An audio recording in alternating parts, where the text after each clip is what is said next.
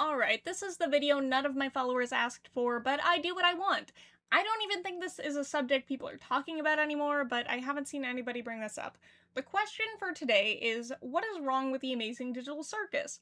Well, obviously something is. An unusual number of people are unhappy with the show itself after the ending, so something is amiss here. Hi, I'm Mikaela Strehoff. I've been writing for years and have a published book, and I have been sitting in on college-level writing courses since I was in grade school. While I may be primarily an artist, I'm fairly well-versed in writing storylines, so we're going to get into the logical-based reasons the Amazing Digital Circus has problems with its storyline, instead of the banter of whether people like the last episode or not and their hot takes. First of all, you can dislike a story or content in a story without the story itself being bad writing or poorly thought out, so this is not reflective of my opinions of any of the content other than the pacing, consistency of the subject matter, and obviously the structure of the story. I actually like the story premise and the storyline of the Amazing Digital Circus, I just don't think the things I like are completely absolved from having problems simply because I like them. I don't want to waste your time, so let's get straight to the point.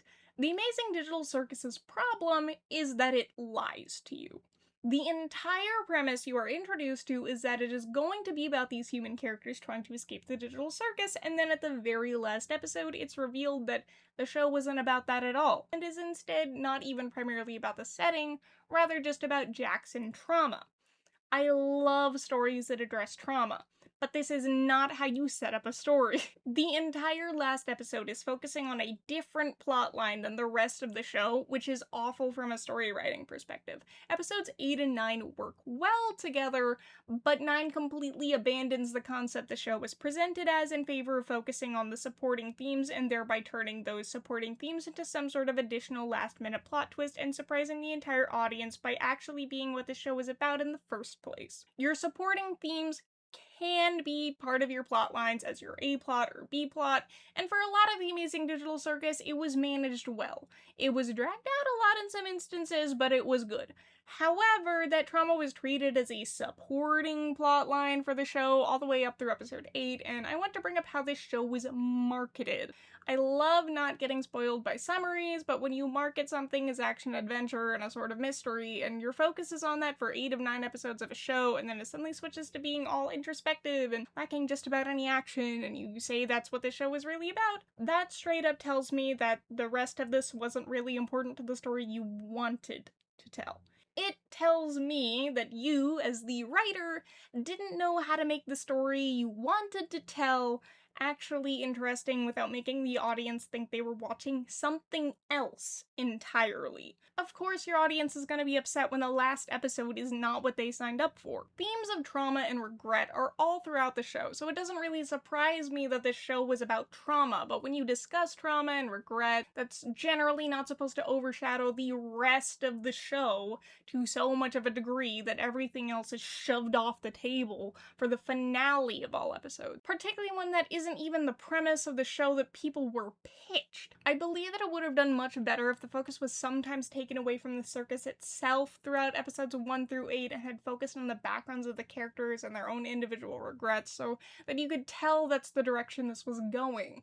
There was no foreshadowing to the effect that this show was solely centered around regret and trauma of one character in particular, and it was structured as if it was about some mystery or bad guy. The structure of a story tells your audience what is happening and what to expect. I'm sure some people will point out all the hints in the background, but I'm not talking about hints. I'm talking about the rhythm of the entire story and the events in it.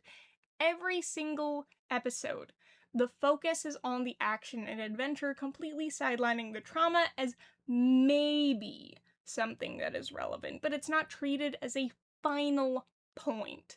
We don't get time with these characters to establish that plot direction as everything is focused on Kane and Jax is just silently having a breakdown in the background. I understand that the goal Gooseworks had was to illustrate how silent and sudden suicide is. However, when you're writing a story, the goal is to successfully illustrate it to your audience. Things like that usually have to be paced or illustrated differently than it would be in real life, as you have a limited amount of time to get the audience to grasp who these characters are as people. And if you shove the information down people's throat in the last episode, it feels forced and not very silent at all. This information should have been more overtly expressed to the audience over the course of multiple episodes, as the audience needs to understand these characters before they can truly empathize with them. Bringing up murder drones as a comparative example, the Meet J special that released got a lot of mixed reactions. It was a special, so it wasn't expected to have a finale-level story, but getting so much insight into a single character resulted in her likely getting more screen time in the special than in the rest of the show. Not to mention, her character felt forced, and the storyline didn't even feel like it matched up to canon to a lot of people, due to it being so different than what was previously presented. A sharp change in a story isn't silent and unnoticeable, it's loud and can be upsetting to people. But anyway, that's enough of my yammering. I hope you enjoyed the video. Let me know your thoughts in the comments, and I'll see you all next time.